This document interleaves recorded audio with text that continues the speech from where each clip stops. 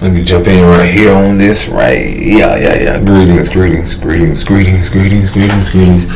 Give honor to source, to the Most High for making this possible. Give me a little, get this in right here.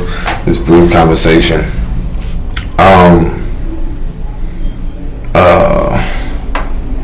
Where could I start here?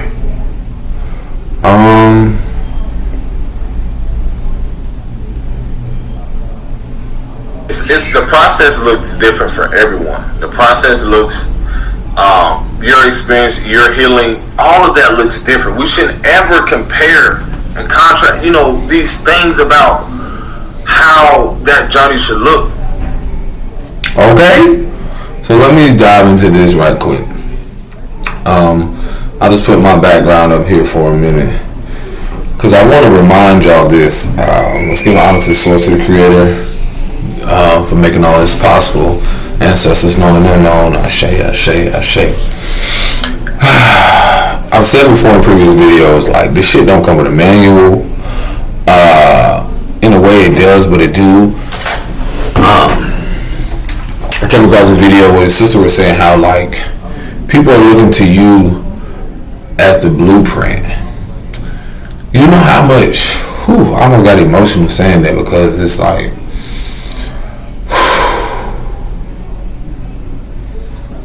man, it's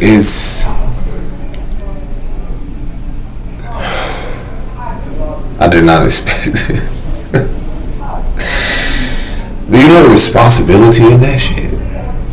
When I say people are looking to you as a blueprint, not just for your lineage, not just for you as an individual, but it's almost like trying to live out something, holding within your DNA structure a blueprint, something structural that has never been before seen, brought forth, or even experienced. And then even if it has been experienced, or even if it has looked a certain way, it's never been by you.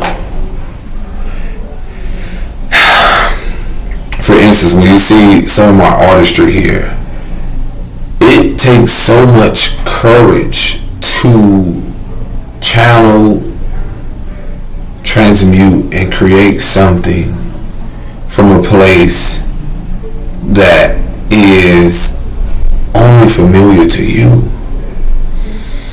And the reason I say that is because there's a lot of frustration comes up around, like, the honesty of me, like, learning not to be passive aggressive towards the fact of the generation before us and the generations before us, where there's the disconnect with their essence, with their emotion, the disconnect with themselves, and to ignore that they gatekeep things. I was telling my partner, I was like, it takes so much fucking courage to just show up as yourself, and then just the confidence in day to day showing up for you, and then how that ripple affects onto others. So for me, it's when you're pioneering, when you're trying to build something brick by brick, when there's no financial support that you come from, or there's no emotional support, where there is, I can go on and on, mentor or mental support, like mentoring and so forth. I've had an incident where I realized, like, I had to even outgrow who I perceived as a mentor. I know a lot of us, or some of us, can relate to this. It's like the very ones that you believe are supporting you in a career setting or in some type of setting where they're behind the scenes, they're wanting to clip your wings because they gatekeep the very, let's say, resources that you deserve, or to go beyond where they at. And I was telling my partner, I was like, I don't think a lot of people realize what a lot of men, or what myself, have experienced, where you're trying to expand where there's envy, jealousy, or your who you are can be intimidating just by being who you are. And that highlights or triggers people's insecurities, or brings up a lot of things that they have not dealt with, So this clash, I tell y'all about all this war of generations and this generation and so forth has a lot to do with not so much of what we look like. It's an internal aspect of, even the image, like it's being challenged of, what was that I was looking into? I was looking into one of my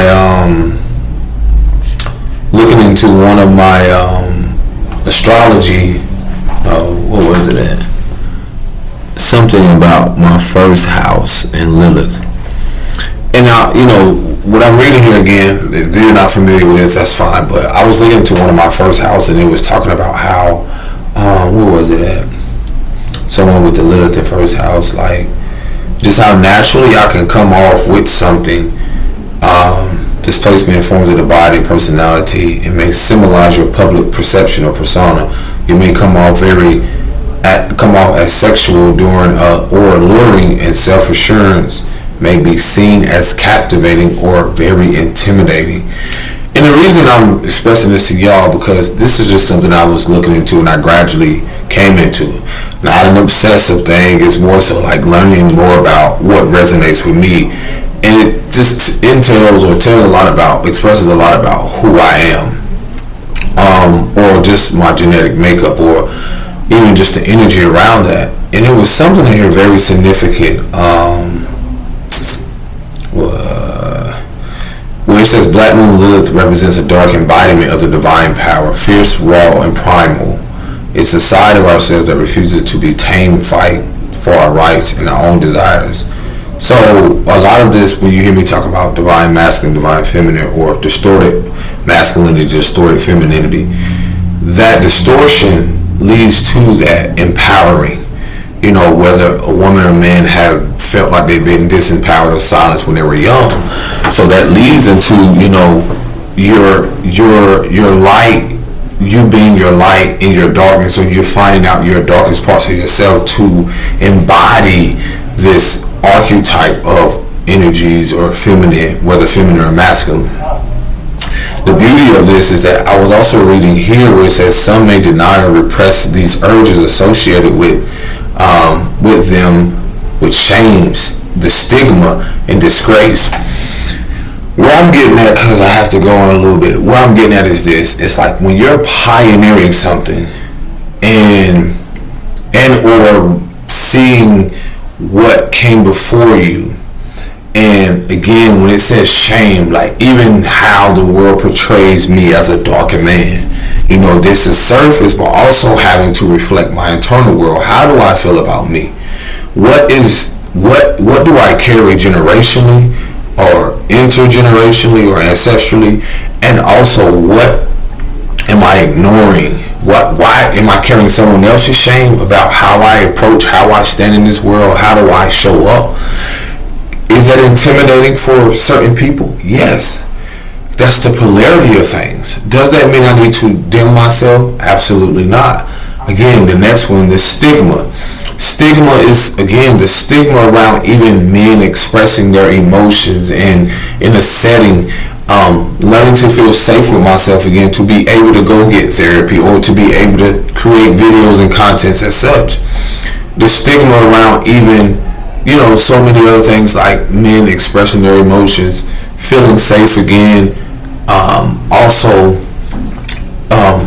dating outside of what is perceived, their race or nationality, so many things around societal norms. And again, from a structure, whether narcissistic structures, templates, foundations, societally, governmentally, and economically, the classes, all these things, again, from my perspective, and from a collective perspective, is a way of keeping people in these said shame, low frequency things or stigmas, keeping them in a distortion, keeping them from being balanced. And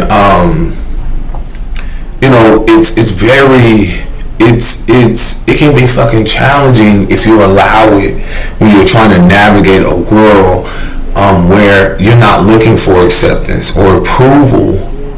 And with that, I realized, like I was expressing to someone, it's like when you're in this setting and trying to walk in this power of who you are, that comes with not looking for acceptance, but acceptance of self. As it expressed, like self-assurance can be intimidating or captivating for people.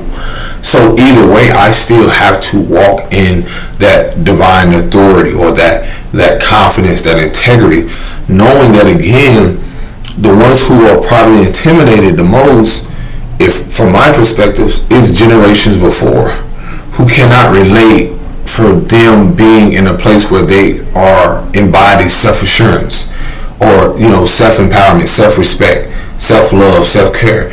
So the opposite of that will be those who will, again, well, I just mentioned not the opposite, but those who will be intimidated by who you are, how you embody every aspect of yourself, love every version of yourself, and so forth. To those who are, gradually, again, with the healing journey, whatever journey that they own, gradually getting to know themselves in certain versions, they will be captivated. They will be like, oh my gosh, I'm inspired. So this is going back to, again, knowingly know that the patience of almost creating foundations of integrity, even though it may take a little longer with authenticity, the longevity, or that will be the enjoyment, the fulfillment inwardly and outwardly will be worthwhile. It will be something, again, that's, to someone who is unfamiliar, it will be deemed as intimidating. And I've noticed that even with again, the stigma around expressing myself emotionally, or people being intimidated by my approach, which I can also see coming from a certain demographic where I've had to learn that with my voice, with my stature, how my approach can be much different, because, again, from consistently seeing inconsistent people who were come off very abusive or violent or very combative, I've had to learn within myself to feel safe again that I have to, how would I approach myself, or how would I approach the little boy within me? Okay, how would I approach certain people? That comes with unlearning and relearning, reassurance, come with self-acceptance of what I've went through, and not feeling that shame. Also, as they mentioned here, others may indulge. This is, if you're not into astrology, just talking about the Lilith in the first house meeting. Others may indulge or misuse the appetite through selfishness, destructiveness, or abuse. And again, I do not have shame around these very things that I've learned about myself, and also learned from people, learned behavior. So at a point in time, I was those very things, whether it would be very selfish with my actions, or be destructive and not be concerned about the consequences, or abuse myself and then again create an abusive environment or unsafe environment. So with that, again, I'm going to go along, it says, meanwhile, others still may veer between these extremes, bottoming up or exploding in the cycle of violence and guilt. Again, the violence that I grew up in, the bottling up, the rage, the impulsiveness that led to repeated behavior or learned behavior, until I got to this place where, as we go on, it says, as with all shadow selves, we must integrate energies of the Black Moon Lilith and learn to express these parts of our personalities freely, mindfully, and purposefully. Now, the beauty of that is that that's what I'm embodying now. How I express myself freely, confidently show up, mindfully, something that I'm still mastering, and purposefully, like with intention, confidence, and integrity. Okay, you align yourself with that. And it was something else, but it basically just says, reflecting upon your own experience, consider what aspects of yourself do you feel are misunderstood by others. And that's another thing that I feel like I've had to accept within myself, because of the belief system that I've taken on from others, society, and so forth, being a sponge young, that how could I relate to myself, or accept within myself, where the world has this misunderstanding, because it says misunderstood, but misunderstanding of who they are, and then this overstanding, where we can come to an overstanding or comprehend all people all men, whatever the title, all artists, whatever things that I'm into, where is this disconnect or this misunderstanding or overstanding? How can we mend this? How can we bring balance? And with that, I'm learning that, let me see, that's what I'm embodying even more, is the awareness around there's so much when it comes to how, again, people who are unsure of self, and when I've talked about before in my previous videos about certain generations who have this dialogue of self that is not in the best lighting, it's not in the most grand of things, or it's not seen, it comes from a very judgmental place, or it comes from a very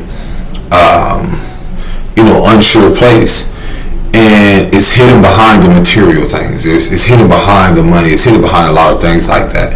So with that, I've learned again that it takes a lot of confidence when you are building piece by piece. Then when I'm speaking about how the gatekeeping aspect of a lot of elders who feel we should work hard towards something, who feel we should do things a certain way, and then if we don't, they remove said resources, or they don't feel we're worthy of it, and so forth. That shit is so challenging to navigate right now. It is, because I was telling my partner, I was like, imagine being in a space or a country where they decide who gets what, who deserves to live a certain way, who's financially this, who's this, who's that, who receives this, and just by the color of their skin, or who receives this just because of a certain class, who receives this because of a certain demographic, or a certain, I can go on and on. And with that, it's like the authenticity and integrity that I have to know that my value, not just monetarily, I'm talking about the value of the limitless and the limitless abilities and gifts, or just the value of not subscribing to the stigmas of society of what a darker man is, or a so-called black man is in America, or feeling shame around walking my path, whether it's spiritual, walking my path of dating someone who doesn't look like me, or of a lighter shade, or the shame around things that I don't have to carry just because someone else's perspective of me could, they don't agree with what I live and how I live. So that journey alone right there, most are not ready for, because they do. And when you look at the baby boomers and generation before us, some of them, the Gen X, are still on that tail end of the baby boomers, who feel in their reality, in their world, that they too are seeing the glimpse of the new world from the millenniums. And then the ones on the end of them, the Gen X on the baby boomer end, like the tail end of what they saw, people working hard towards get to what they obtained, and the reality of still trying to battle between like their well-being, the balance of that. And then here we are as millenniums, for some of us who can relate, are being told things that are unrealistic, that's not so much as unattainable, but it will just take us even longer in a society, in an economic system that was never truly built for us generationally to progress in such a way that the generations before us did. That makes a lot of sense, because it's an expectancy or a fantasy to give us these things that are not aligning up with what we're doing today. Such as, for instance, me being an artist, I can honestly say, like, my art doesn't subscribe to the narrative of what the art culture or scene is in a way. It can be relatable to people, but the patience and the integrity that it takes to not look for validation, not look for acceptance in those settings and so forth, but reassure myself that in divine timing, do things your own way. These people want you to go by rules, the rules that they bend, but at the same time, I tell myself, I'm like, bro, they're not even doing what they say they do. And then a lot of them, a lot of those generations don't talk about the stuff that they've hid and how they built what they built on, through manipulation, through so many things that I don't want to go into details in. But now that we are a generation now that are prioritizing things that are completely different, our real being, that's what my art is centered around. So it seems like the world is trying to catch up, but at the same time, it's like going back to the gatekeeping thing. When you're in your own atmosphere, you're pioneering something, and you have this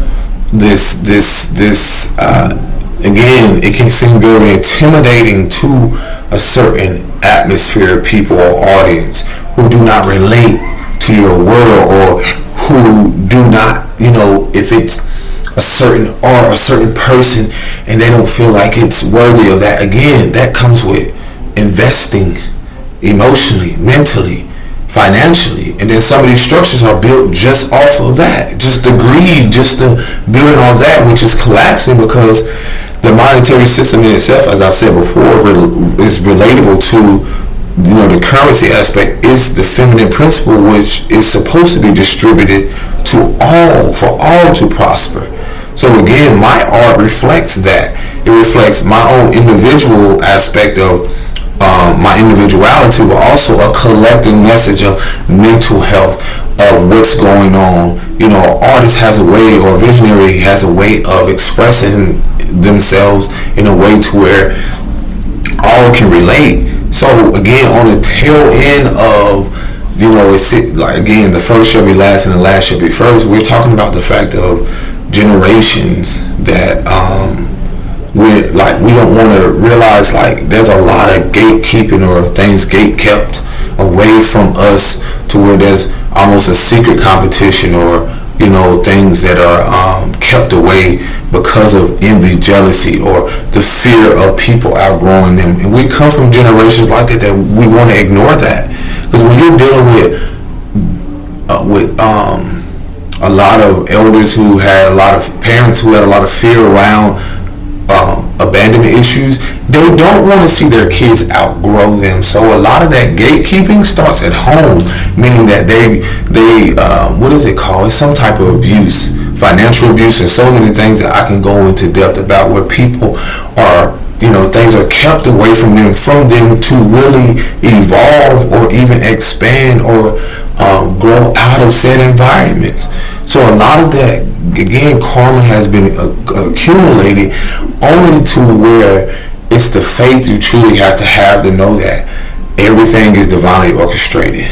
And then even with that, allowing yourself to feel the emotions through all of this, to get to where you are, and remember who watered your roots, and most importantly, you watering your roots and yourself to be able to blossom. Because as much as we want to think about how someone can destiny swap, or how someone can play God, or how someone can just basically think they can play you out your position, they never can. It's the lessons that we learn to realize, like, wow, you have what you have for a reason, and when that moment presents itself, you'll know that rejection was for your protection. So that gatekeeping was for your protection, because again, this person was more focused on greed and surface level things and superficiality, rather than the authenticity and the integrity of something that's more valuable, that even though it may have taken longer, it will withstand whatever comes against it, because you cannot threaten authenticity. So remember the beauty of your confidence in who you are, and how your own personal power, your interdependence, your self-expression is what's valuable as well. Not who can accept you into this setting, or you got to be a part of this group, or be a part of this and that.